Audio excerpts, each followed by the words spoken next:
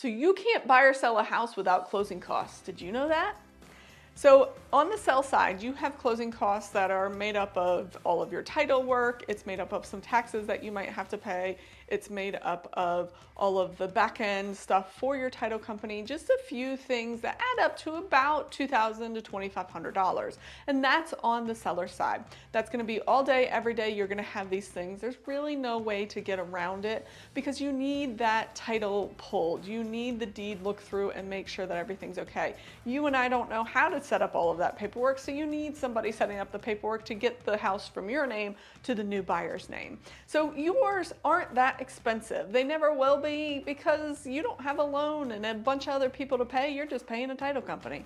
Now, on the buyer side, you have two options for closing costs, and it really depends on how you're paying for the house. If you're paying cash for the house, you're back to about $2,000 to $2,500 worth of closing costs because you just need the title company. You just need the title company to pull the title, look at everything, fill out the paperwork, and get you to the next one. You need to pay your taxes to the county and the city and everything for transferring that house, and just the odds and ends of, you know, all of the little fees and everything that comes along with the title company and using them.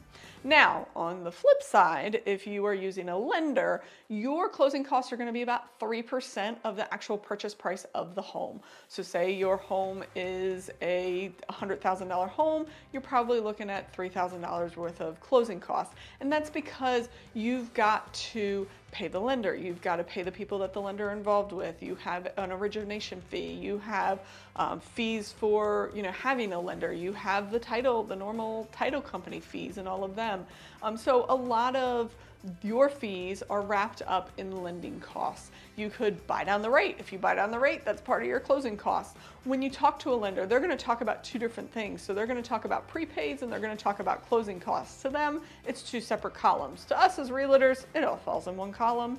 We just make it easy and talk about it in one lump sum.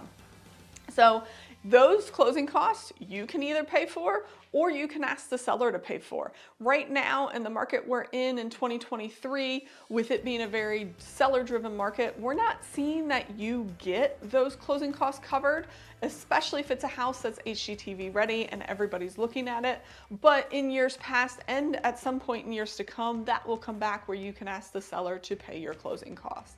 So if you have any other questions about closing costs or want to know more in depth exactly what they are, we would love to sit down and chat with you. We would love to get with you with a lender and get a cost secure, because that'll give you line by line what they are.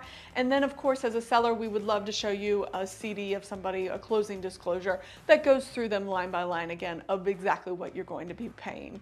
So if you got questions, reach out to us. Otherwise, subscribe, and so you can get more content just like this to help you buy and sell homes.